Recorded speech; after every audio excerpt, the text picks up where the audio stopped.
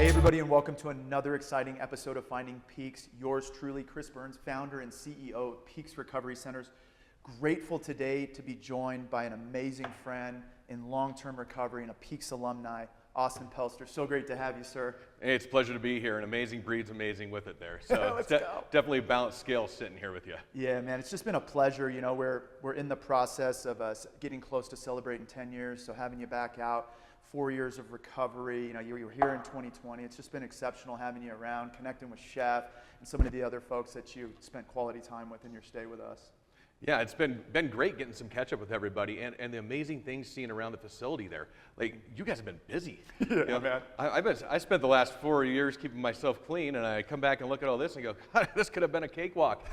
Wow. Yeah. I mean, the new trailhead, everything going on there, plus having the old houses, like, it's out of this world, the abilities, you are set so free with things that you can do, and knowing the new programs that have come in, just the with mental health help, with Reiki, with the magnet stuff you were talking about. Just, wow, there's so many cool things there. Yeah, I love that. When we were touring Austin around today, you know, the new facilities built, and he was here in 2020 when we were just pre-construction, zoning, everything. And so for him to really be able to see it real time and walk through there was a real gift for him and a gift for everybody to see him and get to celebrate. And I think that's where we'll start in the show. Austin just picked up 4 years, you know.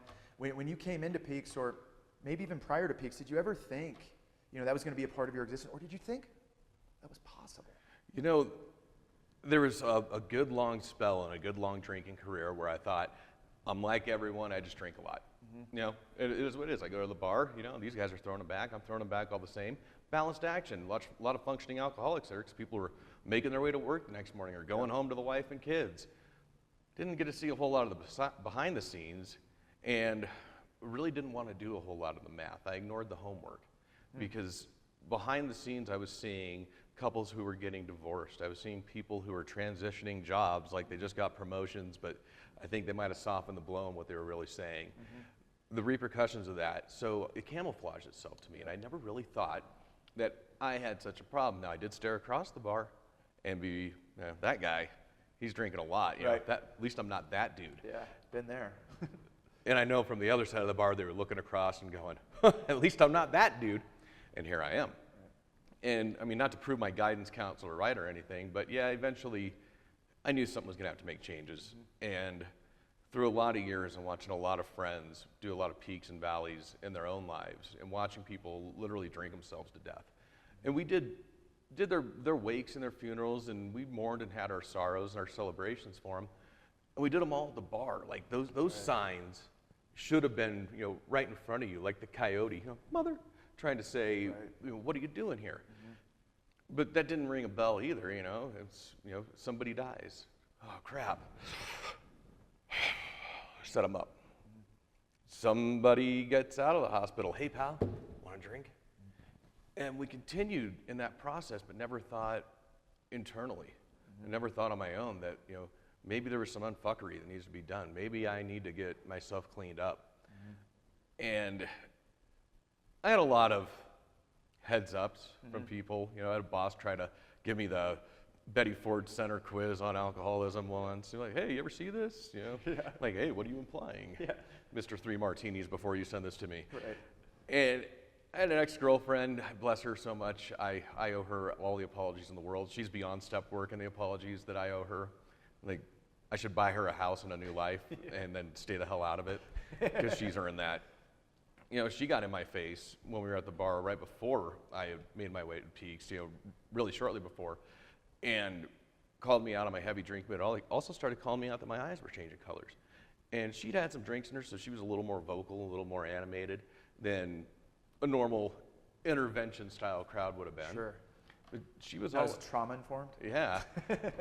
But she got right up in my grill about it, and I'm sitting there taking shots. You know, I'm fine. I'm tired and worn the hell out. You know, every excuse possible. Well, as that escalated that day, she ended up getting 86 from the bar for making a scene while they kept serving me. The guy who's jaundicing, his eyes yellow, who looks like hammered shit. That poor girl, I owe her so many apologies. But that's also part of the camouflage. You know, why are they still serving me if I'm a problem? What?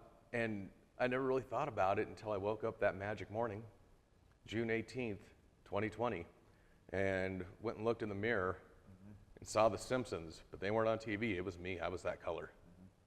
That was some scary shit. Yeah, I bet. Maybe I could have looked back at all those times before where coworkers called me out, girlfriends called me out, parents called me out. No, they were just being judgy. Yeah. Yeah. And I love that too. And I that's what I wanted to, we were chatting a little bit before the show, but I think that's a great overarching view of things is like the bottom can be whenever we decide to stop digging. Oh, yeah. And we can elevate that bottom today. I think sometimes people see stories like yours or mine or some of your friends and they're like, I don't have that.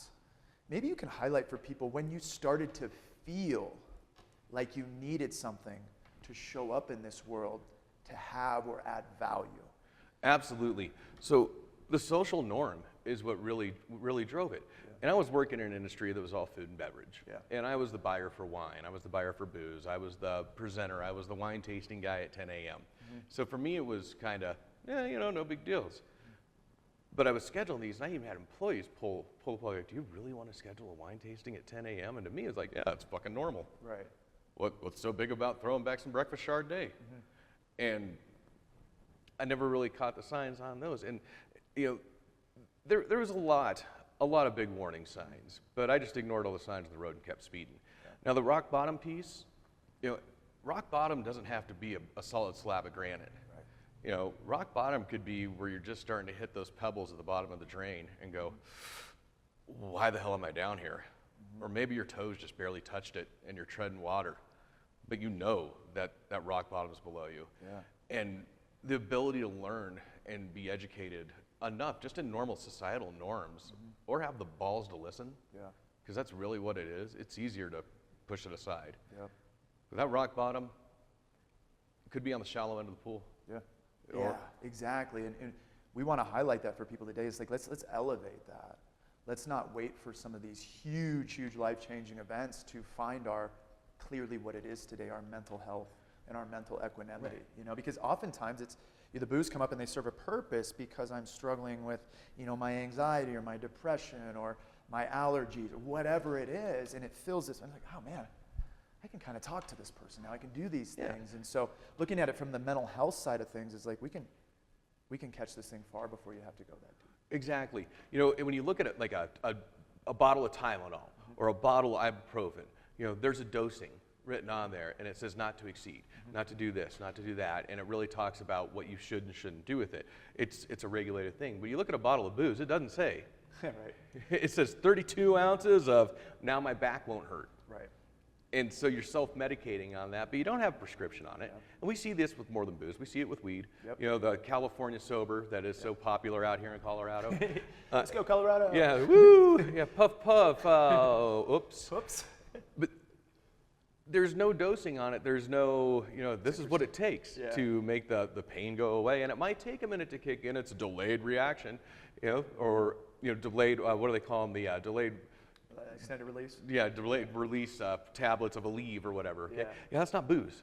Yeah. Booze, it's a fast acting, do it now my back doesn't hurt, but it also wears off just as fast. Yeah. So keeping the level up. But you're self-medicating here, and you're not doing it with anything more than what really is a drug. And frankly, it works pretty well. Like a fucking charm, man. Right? Yeah, that's the problem. I'll tell you what, after I got my my regular fix, my 4 down to start the evening out, my back didn't hurt, my head felt clean. I was ready to be social, my anxieties disappeared. Life was a cakewalk. Hell yeah, let's do a couple more because I got more friends showing up. That girl looks pretty nice over there. I want that liquid courage. Yep. You throw them down because this is the medicine that's working for me.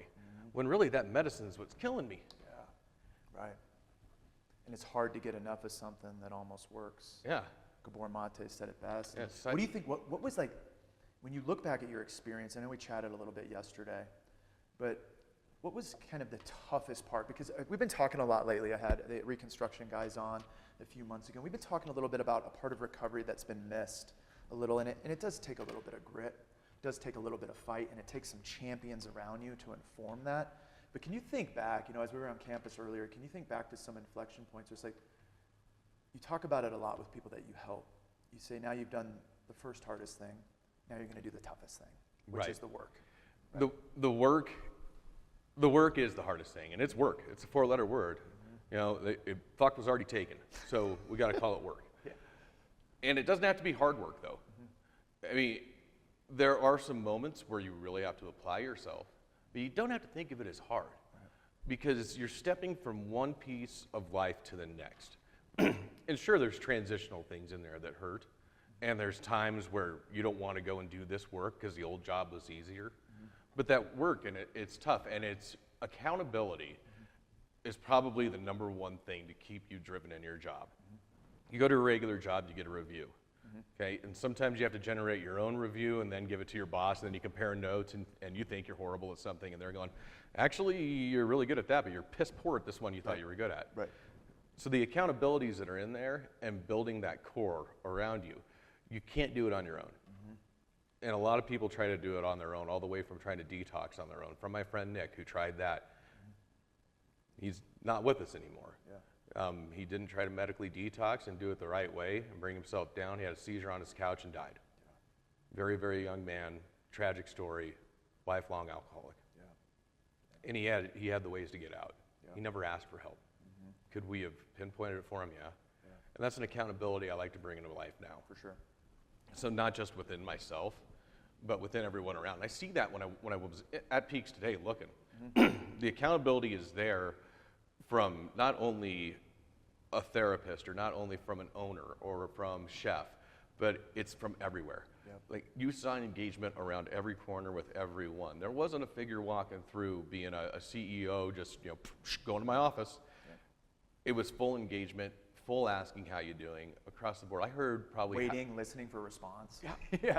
I heard how are you doing probably a dozen times before we got out of the lunchroom from different people across the board. Full check-in, and that accountability needs to make its way outside the doors too. Yep. And you do that by finding AA groups. You do that by finding NA groups or finding a Dharma group or just a group of random Joes who are going to sit and have coffee on Sunday morning. It might be a golf club. I don't know. You will. Yeah. Because that's your job. That's part of that work is you go out and you find that group to hold you accountable. I have the D team. Yeah, that's what I was going to ask you next, man. It's not on the list, but let's talk a little bit about the D team and what that means to you, because the single greatest recovery tool I had, certainly in my first year, was the people around me, was the community that informed my every existence and I was everything with them, and really I felt absent without. And so you developed just an incredible friend group that is in the community, doing great. You guys meet up all the time. You keep each other. Maybe talk to them a little bit about that relationship you found at Peaks. Yeah, and it's amazing. So 6 of us all checked in at the same time within about, I think it was like 8 hours of total time of check-in.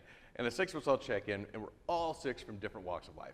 Well, walks or staggers or whatever. I mean, some of them came in a little hot too. And, but if you'd have put us all 6 at a bar, maybe 3 of us would have turned out being friends from any which side. You'd have never put it all together into one.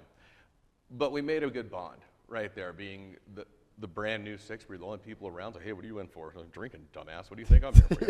Yeah, right. All the awkward conversation, then it generated more and more and more growth. And some of them stuck around for the fast 30 and got out and went on and started getting life lived and doing well. There's schmoes like me who stuck around for 97 days, best summer camp ever. Yeah, I know I'm not the longest, but damn it, it was Isn't that great? I mean, you look back, you're like, chalk it up there. There's not a lot of times people in this world will check into a community or a treatment program, and you're seen, valued, and heard around every corner. Yeah, and we'll touch on that a little bit too, just some of the internal things that I jumped in with while I was there. But this D team group, and we called ourselves the D team because of detox, and that's where we met. That's why I always wondered that. Yeah, and we're still in contact every day. There's a text, there's something that comes through every day out of this group. And they're always right there, and a lot of times it's dirty stories or silly shit. Yeah. But then if somebody needs something or they're celebrating something, it's right there. And it's support. It's the, hey, I fucked up, or hey, I just hit 4 years. Yeah. Happy birthday. It was Gary's birthday yesterday. That was all over it. Cool. And this core group sticks together. We try to get out and meet each other whenever we can because we're not all localized together. We got a couple of them down here in the Springs. We got Washington State, North Carolina, Kentucky, other end of the state too, over in Grand Junk. That's right. We got people everywhere. So it's not like, hey, come on over and watch the game. Yeah. But when we can, we do.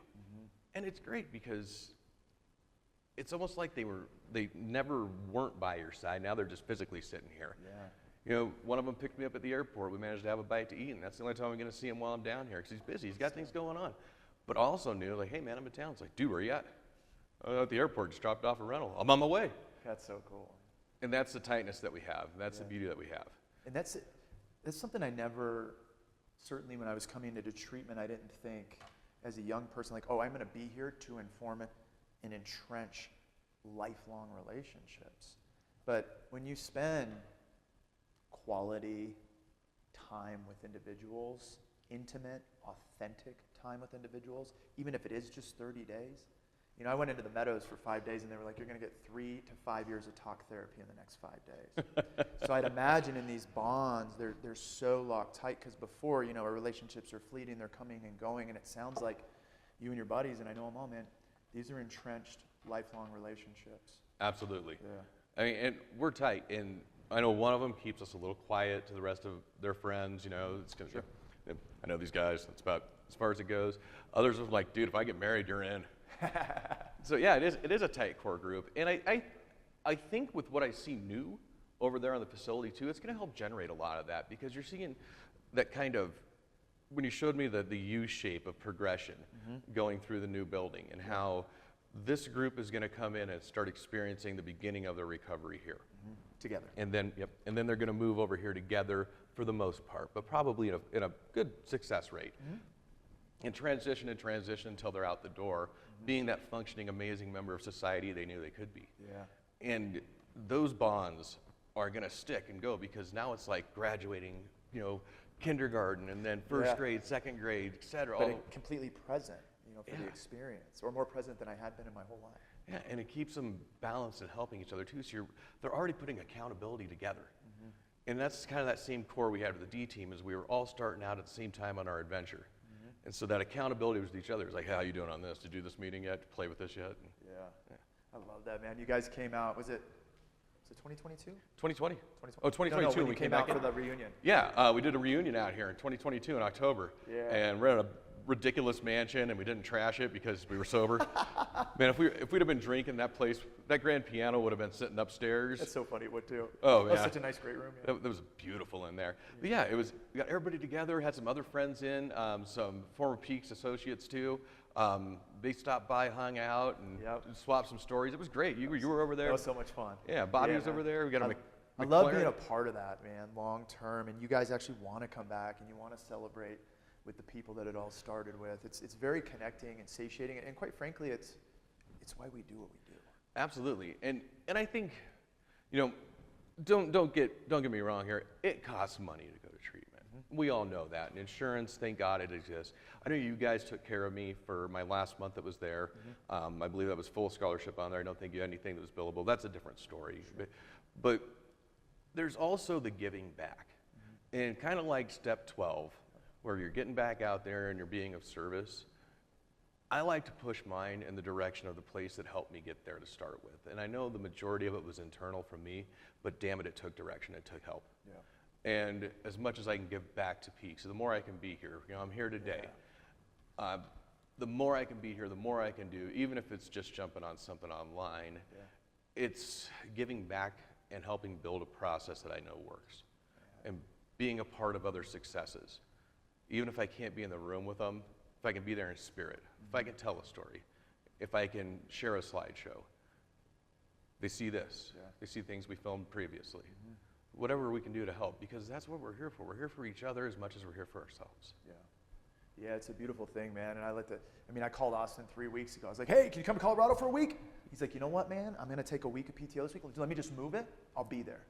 He arrived before I even got back from my vacation. You know, like he was here. He's like, "What are we doing, boss?" You know, ready to go, man. Like, let's check it. Let's go. Let's go. Man. I'm ready. Spike, want to chase some cars? Let's do it. And I feel that that loving recovery support from you on the Peak side, and even with people that you didn't know in the facility today, I could tell just from an energetic perspective, it was just like it was connecting, it was supportive, it was hey, and you know what these people are walking through. So there's nobody better to kind of guide them or inform that or speak to it than somebody who's been in their shoes. Yeah, absolutely. And I would love to do more of them. You know, from a client perspective, a lot of people that you have working there now, we're actually attending Peaks as somebody who needed help. Yeah. And they've taken that same side, and now they have this opportunity to give back, to be part of the process, Yep. and help teach and maintain others and work with them. And I love that aspect. I wish you guys were in Kentucky. I know. Yeah, I know. Or Wyoming. Or Wyoming. Let's crack open that Wyoming door. Let's go. Oh, that'd be so cool. Well, in support of, the Peak's mission and vision, which is to save lives through quality of care, or to save lives and disrupt the industry through quality of care, what would you say to somebody who's, the phone's sitting right there, and they have a 1,000,000-pound block of shame on top of them, and they're on the fence? I don't know if this is for me. I don't know if this is something I can do. I don't know if recovery is possible. 4 years? Oh my God, he's probably lying. What do you say to that person who's really vulnerable right now and sitting in that foxhole with nobody? So this weighs enough I can sit here and do these things with it, but when you put it here and you know that if I pick that up and push send on a button that's for treatment, a lot of people think, fuck, I'm giving up. Mm-hmm. But you're not. You stopped giving up. Yeah. So you can take all that weight and the bullshit that's on top of it and swipe it aside, because even when you call that number, you don't have to be like, yeah, I need to check in. Yeah, I'm fucked up. I need to go. Right. I'm a drunk. I'm a piece of shit, etc. No. You can call them and be like, hey, I think I might have a problem. Can you tell me how your process works? Yep. And somebody from the admissions side, and a lot of them have been part of the program from the other side too. Yep. Somebody from admissions will be like, yeah, man, we understand. So what's going on? Tell me a little bit more. Yeah, here's what we offer. Here's what we could probably work with. Do you want me to see if I can pre-qualify you? Do you want to open a gateway for it, or do you just want info? Do you want me to shoot you a call back tomorrow? And they open the door for it, and they still have the ability to make their own decision, to put themselves in the, yes, I want help, but now they have a friend that's going to help them make that decision. And it's not just Peaks. You can call your buddies next door. You can walk into any AA spot. A lot of people don't know this one. There's an app out there called Meeting Guide. Throw it on your phone, and no matter where you're at, you drop in the zip code, it'll tell you what meetings are where at what time in that zip code. Yeah. And what's really cool about that too is it's like 12-stepper or not, there's people who care. Yeah. And they're in recovery. And what I love about that 12-step fellowship is it's everywhere. Everywhere. Every country, I don't know about Antarctica. I'm sure they got an Antarctica. 100%. 100%. I'm willing to bet there's somebody down the station going, The promises. yep. Exactly. Well, it's just been really amazing having the opportunity to connect with you over the last couple of days. And I kind of wanted to wrap up the show with, my favorite college basketball coach of all time, Jimmy Valvano, right? North Carolina State, national champs, went in against Houston. Houston was the #1 seed, nearly undefeated. Hakeem Olajuwon, Clyde Drexler, Phi Slamma Jamma. They were all but a shoo-in to win the title. And this guy came in. I think he was seeded, it was an upper seed, 6 or 7. And he came in and he beat that team.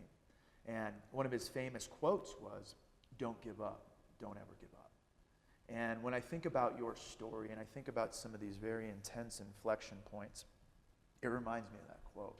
And you're one of those people that, and it's not like today at 4 years sober, you don't have complications from the decisions you made in the past. You keep showing up and you don't give up no matter what. How do you do that? Day by day, every day, but with confidence. Yeah.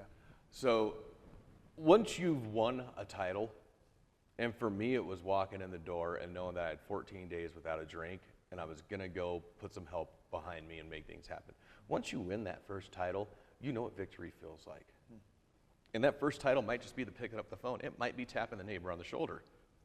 Yep. But you know what victory feels like now because you made that first piece of it. So the never giving up, I could have laid down and given up quick and easy.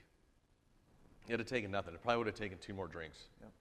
And that had In been fact, it. I've seen people run off campus and go drink for far less harsh news than you received 30 days into your stay. Yeah. I mean, I had a bilirubin score that hit 29, I believe is what it was, 27, 29. It was held the way up there. And that's death. I mean, most people, that's death. Yeah. But I didn't let my mental capacity hit that. Yeah. And that's a huge thing about it, too, is I told myself.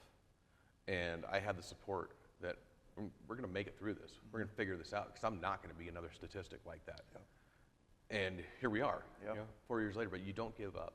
And even when even moving along into it, I don't have a beautiful coin sitting in my wallet right now. It's a half-ounce Troy Silver if you want to mug me later, with a Roman numeral 4 on it, because I gave up. I did quit drinking. I definitely quit the shit out of that, but I never gave up, because if I gave up, I'd be dead. So earning that and continuing to win that victory, every year it's another championship. Every year it's another time to put on there. So right now, four rings, baby. Yeah, 4-time champ. Yeah, I'm feeling pretty good right now, dribbling the ball. I'm going to outdo Brady. I'm going to outdo, you name one. Here I come. And it's not just an individual sport, though. It's an everybody sport, because I can go to parties. I can go be around friends who are living life the same way that they do, that I used to. And yeah, there's cravings, there's temptations. Hell yeah, there is. But I know if I don't practice that day and I don't maintain my ability within this, that I'm going to lose and not get that next championship. And I'm going to earn it. I'm going to keep damn earning it. That is better stated than I ever could have. I've been talking a lot lately about mental health victories. You know, picking up the phone could be a victory. And more victories we get, the more confident we get in engaging in those risky opportunities, if you will. And one of the things I point out in mental health victories is being selfish isn't a bad thing, as long as you're not a complete jerk about it. Right. Most recently, I was at work, and I'm sitting and I'm getting ready to help coach a new hire with some stuff they were working on, and a supervisor came up and tapped me on the shoulder and asked to talk to me in a conference room. That never goes good. Right. Yeah, it's like, shit, how big of a box do I need to get my stuff out of here? And she said, plain and simple, she said, hey, I have a task that only you can do. I'm thinking, what in the hell is this? Like, we got a room full of qualified individuals. Yeah. One of our new hires just got a call over lunch that her sponsor had passed away from an OD. So holy shit, her support system went back into using and died. So I've already talked to her and said I have somebody on site who would be okay talking to you, and she's agreed. And it's like, okay, so went over and had a chat with her. I didn't save her day. Right. I didn't take her out of any darkness. I didn't re-alive somebody who had made a horrible decision. But it made her feel better to have somebody to relate to. And it made me feel better. That's my selfish part. It made me feel fucking great that I could sit there with her and know how to talk to her about these things and work with her. And I'm not a CAC trained person. Don't need to be. But I am somebody who's been through the gambit. And being able to say, you know, yeah, well, remember we're celebrating life here, you know, what's our next step? And we got her a plan. We got her a plan for the day. You know, she's clean, and she wanted to make sure she didn't fuck up because of emotion. Right.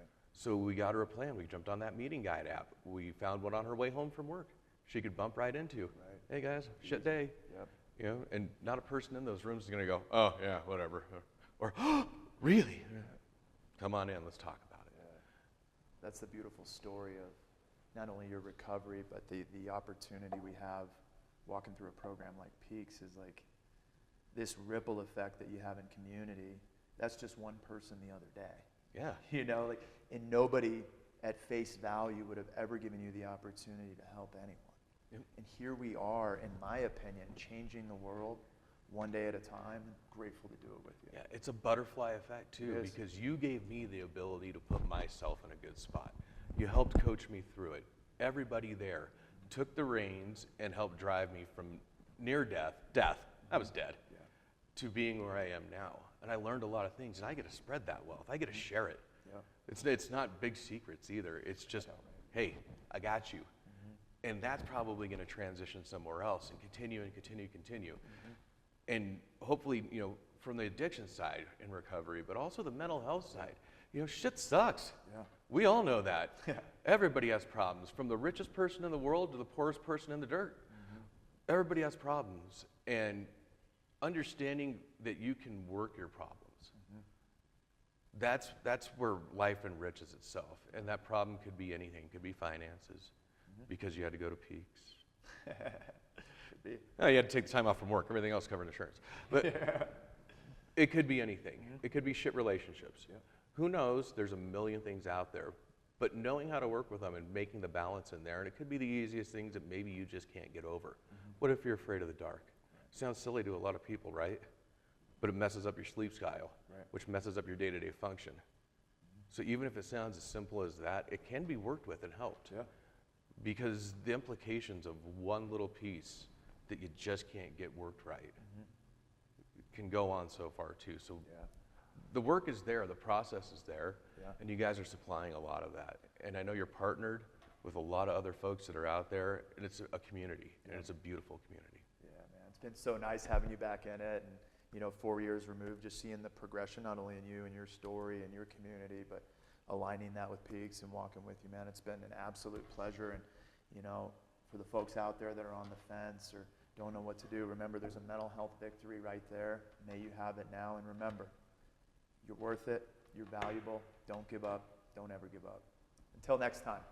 Peace.